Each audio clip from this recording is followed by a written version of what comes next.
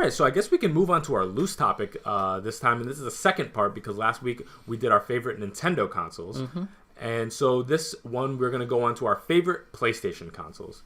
Now, before I go, let's go into yours. What is your favorite PlayStation console? Because I know you're a big PlayStation fan. So I am, and obviously I stayed more focused on the home consoles. I didn't really. I thought about PSP and Vita, but I was like, you know what, that's kind of its own thing. So you're gonna stay with the 4. So I'm staying with 1, 2, 3, 4. Yes. And this was hard. Well, man, and I knew this was coming because I had started notes, and then when you confirmed like, oh yeah, we're doing PlayStation this week, I sat there looking, and I was like, I don't know. I was like, I love them all so much. I was like, what do I do? So I started kind of reflecting. I'm like, not looking at facts. I'm like, what games do I remember playing that impacted me? And that was, I loved it. Because I was like, because obviously, like, it's easy to be like, oh, PlayStation 4 is my favorite because it's like, the online works. I'm like, no, I'm not going to talk about infrastructure and the crappy online that Sony sometimes has. I was like, what games do I remember sitting in front of it? What games do I remember sitting and playing constantly? I had an option to buy it, at a time. Most of the time, anytime I bought a PlayStation console, I had the option to get the other one, the Xbox or whatever was available. And for some reason, I always chose PlayStation. So I'm like, when? And it came down to, I surprised myself with it, and we haven't discussed this, so I don't even know what ended up being your choice. I had to end up choosing the PlayStation 3 as my favorite as my favorite PlayStation console. And I know that's blasphemous for some people, because I get it that the online structure and the online store did not work. I understand that it just was pretty bad to get things on there. Those mandatory installs, anytime because you would download it. On PlayStation now, on PS4 now, you download and it is that weird copying thing. On PS3, you had to do the download, copy, install. And it would sit there forever. The infrastructure was terrible. The downloads took forever. I get all that. I am not an apologist. I'm not going to be like, yeah, PlayStation 3 Online was good. I do think their old storefront was better. Their new one's terrible now. And it's barely usable now. When I was on my PS3 recently to try to download things. But I have to think back to the games that really got to me. And where I was spending so much time. This is a system where we played The Last of Us. Well, I played The Last of Us the most, because that is a PS3 game. I know it was remastered. But that's where I played The Last of Us. That's where I first played Minecraft. This is where I played the Uncharted trilogy. This is where I played Metal Gear Solid 4, Red Dead Redemption, the Batman trilogy. I got into the God of War series because of God of War 3 that was on PS3. This is where I fell in love with the Killzone series. This is where I played BioShock. This is where I played Infamous. This is when I became, in a sense, a Sony fanboy. And that's why I had to choose the PlayStation 3, because that's the one that really pulled me in. The generation before that, I had an Xbox. I got it for Christmas. I had no option. So I got an Xbox. My brother got a PS2. And my other brother got a GameCube. And I always felt superior because I got the Xbox. Didn't have memory cards. They would leave their systems on with fans. I'll be chilling, turning it on and off because my save's saved. And all those great things. But when I did get to switch over, and when I got to the point where I got to choose to buy a 360 or a PS3, there was no competition. I was like, yeah, Halo's cool, but I got a PS3. I was super in love with Little Big Planet. I was super in love with... That's where I got to play Fallout and Portal and the Assassin's Creed series. Like, all these games that I super enjoy now and I'm super invested in now came from the PS3. I was playing tons of Spider-Man games on PS3, a variety of good and bad ones, and now I get to play some better ones on PS4. But it's the same aspect when I see that the roots of my favorite Nintendo system which was the Super Nintendo, was in the NES. It almost worked reverse because of the PS3 and because of what I loved to play on PS3. Is why I even considered getting a PS4. So it's my favorite console, my favorite PlayStation console, because it's what flipped the switch in me. It's when I started playing games that were just more than games. I wasn't just playing a bunch of Sonic games for no reason. That's all I played.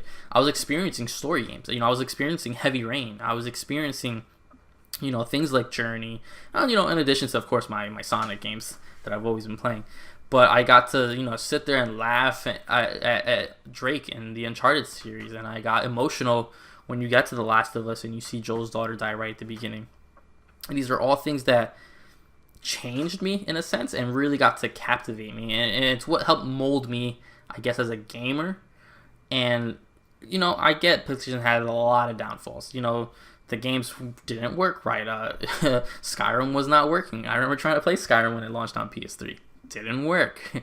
And all these other games, most Bethesda games didn't work. And you couldn't play the Mass Effect series until later on and stuff like that. But that game really helped mold me into the gamer I am today, I guess, in a weird sappy way, in a weird dumb way. But it has to be my favorite console because that's where my experiences were. I remember staying up super late playing on my PS3. Even when I did get a 360 later on, when it was, time for the squad to roll up on any whatever Call of Duty we were playing, it was on my PS3. I remember my PS3 at one point overheating. I get it. Physically, it's not my favorite console. Yeah. There's a reason it had to go through 3 iterations. You got the fat one, went to the super slim one, which I loved, and then there was that weird grill one, which I despise with the passion. But so much of what PlayStation is and what I am as a gamer lives and breathes off what the PS3 did. Obviously more their success story than their shortcomings. And that's why I had to choose it. That's why, hands down, after when I was looking at it, I was like, I have mad respect for PS1. I love the games on there, with those Final Fantasy, Legacy of Kains, some of the Tomb Raider games. Loved it. PS2 was a half and half where I really enjoyed the console, but most of that stuff I was playing was available elsewhere. It was available, they had their exclusives. I'm not going to lie. But the fact is, if I had to choose one system and get all their exclusives and to get that family together, it'd be the PS3, because the PS4, I love my PS4. I absolutely adore it. And instantly I was like, well, it didn't have to be the PS4 is my favorite console. But when I looked at it, it's like, well, most of the stuff I play on there, on my shelf, a lot of stuff's third party. I can play anywhere. But my PS3 games, especially now that they're locked behind backwards compatibility, those PS3 games stand a chance with me. I got good at Street Fighter because of my PS3. I got good to an extent at Call of Duty Black Ops 1 and 2 because of my PS3. I enjoyed the story of God of War, the story of Uncharted, like I said. All these experience and stuff that just, when people ask me what games they should play, come from my experience with the PS3, especially the first party studio ones that are exclusive, really thrive for me on the PlayStation 3. And I just don't think I'd still be playing games and stuff, because I did take a long break before I got my PlayStation 3 in 2010. I think I saved up to get it. Without the PS3, I don't think I'd still be kind of in this kind of, that's when I started purposely looking who made this game. And I looked at the developers and I learned about Insomniac and Naughty Dog, and I understood the difference between first party, second party, why, these games were on PlayStation 3 and why they weren't on Xbox 360 and vice versa. And it opened the world to, of the ecosystem, and made me really appreciate developers and, the presidents of the companies and the things they did. And it also made me get really hard on them when they would make stupid decisions and lock things behind certain aspects and not change things. And, they took this weird route when their network was attacked. But that's Sony, but the PlayStation was that door to me. So that's why, for me, PlayStation 3 is my favorite PlayStation console. No one can change my mind. All right. Oof. So we've had this conversation before, lightly, where how rough of a generation that was for me, personally. I also had a PS3. I didn't have the Xbox 360. So, and all my friends had 360s. So I was the lone guy on the PS3 at the time. And boy, was I going through it. My PS3 barely ran anything because I had that piano black one the entire generation. I never had the upgrades. So by the end of that generation, Last of Us was killing my PS3. It was just screaming for dear life. So this was a tough one for me because I kind of came to a two-way tie between two consoles that I was having really trouble with, because every generation for PlayStation, for the most part, I kind of had a good time generally with all the consoles. I really enjoyed having them all. I didn't really get into the Xbox ecosystem until well into this generation. So for the most part, they were relatively uncontested, except for specifically the PS2 generation, where I couldn't choose the PS2 just because of I was a GameCube boy. All around, I was just a GameCube guy. So that edged it out for me personally. So the PS2, as revolutionary as that console was, and as many phenomenal games were on that console, especially like when I was playing like Metal Gear and the older Call of Duties at the time, the PS2 was it for me. But it got edged out because of the GameCube. There's just too many hits on that one. So I kind of came down to the PS1 and the PS4. And the PS4 has so many phenomenal games. But I have to think, when was just Sony all around, games, first party, third party, the console itself, just killing it? And I got to choose the PS1, personally. Now, yes, y'all know I like old games. I'm an old man. I know, make fun of me. But man, I just love the PS1 because kind of all of my favorite genres are represented in a phenomenal way on this console. You guys know I really prefer some of those older Final Fantasy games. All of my favorite Final Fantasy games are on the PS1. 7 and 9 obviously natively, 6 via the Final Fantasy Anthology Collection. If you look at Chrono Cross is on this game, super underrated in my opinion. People don't love it. It is what it is. But yeah, Legacy of Kain, obviously. The Medieval game originally on here. Spyro holds up amazingly. Crash holds up amazingly. CTR on this game. Also, Gran Turismo's on here as well. Ridge Racer. Like, there's a lot of phenomenal games on the PlayStation 1, both with RPGs. Some of the shooters are a little crude, I will give you. But hey, at the time, Medal of Honor was hitting. I loved that game. And obviously, a lot of people would go back to the N64 and say some of the shooters on there are kind of superior to the PlayStation 1 shooters. That's a matter of taste, I suppose. But yeah, when I talk about one single generation of sheer mass of games that I really, really enjoy, it's probably the PS1 that percentage-wise has the highest.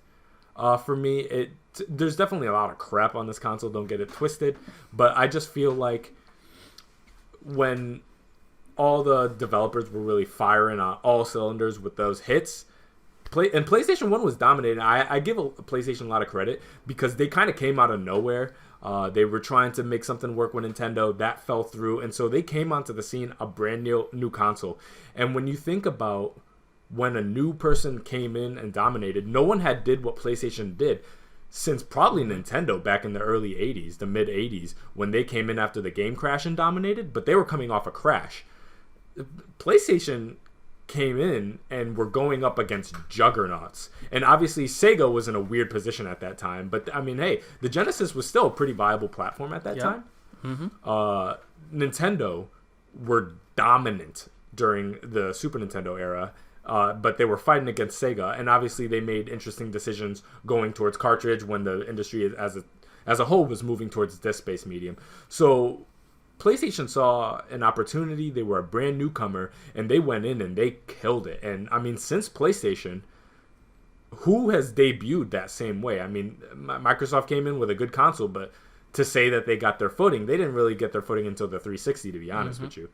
And obviously, other than that, I mean, the Ouya and Stadia have not done half of what either of them have done.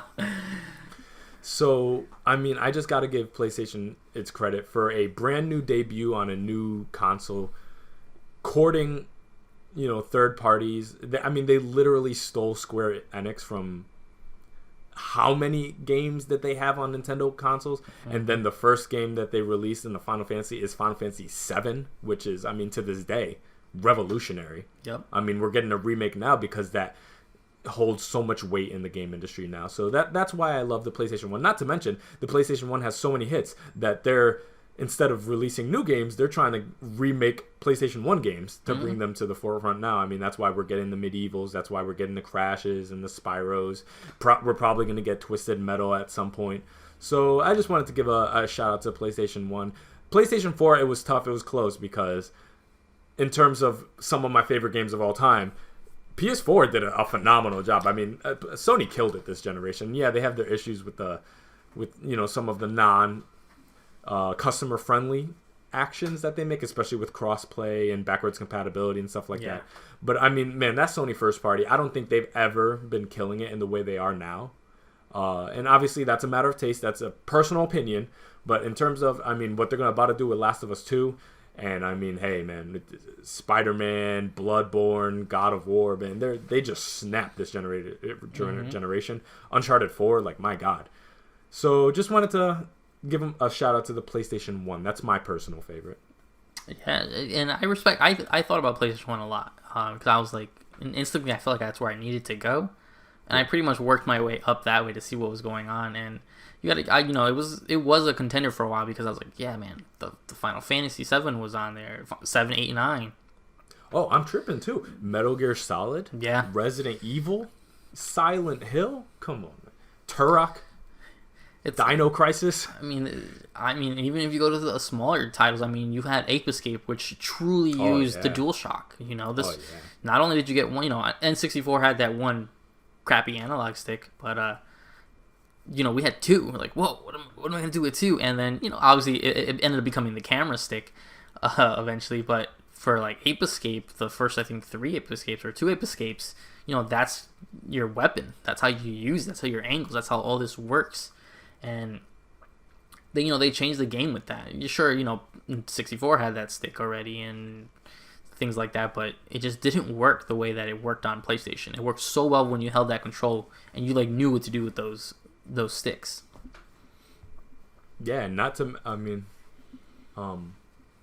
just so many big franchises were born on this console. Mm-hmm. Specifically, GTA 5 dominated right now. Where was that birthed? The PS1, man. Yeah. Obviously, a very different game, top down. I'll give you that. But I mean, and again, there are plenty of examples where the PS1 suffered from the same problem that the N64 suffered from, which was certain established franchises not making the jump into 3D that great. Mm-hmm. And that was obviously evidenced by games like Qbert, for example, on PS1, which is not so great. But like, hey, even like Persona 5, one of the biggest JRPGs right now. Shin Megami Tensei Persona, the first one, on PS1. So like, yeah. The legacy of the PlayStation 1 carries on very heavy today in a way that very few consoles do. Yeah, I mean, even when you think even broader, like this is, we had those 2 Spider-Man games on PS1, which were completely different from. Oh, the Neversoft ones. Yeah, they're completely different from the Spider-Man. People were, when you heard like, Teenage Mutant Ninja Turtles or X-Men or Spider-Man games or any of those games, people always thought like side-scrolling brawlers, and those games were fine. But the first time you were able to see Spider-Man on the PlayStation 1 and change costumes and web swing, and even though it's nothing compared to what we have now, but that game's still pretty awesome. The original Spider-Man. Yeah, those 2 games are still very good, and they're limited by their stuff. Well, obviously on what they released on, but they were super good in time. You can't compare those to the new one. You can't dock it for not having the weight that Spider-Man on PlayStation 4 has, but because they were in their own thing, they were so much more comic book. I feel like they were so much more integrated there, and that lives on the PlayStation 1. So the PlayStation 1 is such much more than just a springboard. It's like without this, the tree that is Sony wouldn't have grown without that seed, which was the PlayStation 1. Yeah, I mean the fact that the PlayStation 1 even played out the way it did is just mind-blowing, again, because they were just so new to the console space. And the fact that the 3D generation jump was so awkward for everybody, and Sony included, like it was just a really awkward generation. A lot of those N64 games, especially those Saturn games, look nuts now. Yeah. And hey, a lot of PlayStation 1 games look nuts too. I wouldn't delude myself, but I mean, there's some cool stuff that they did on that game, and unfortunately, the PlayStation Classic is terrible, so it's not the easiest thing to revisit in terms of collections like that. Mm-hmm.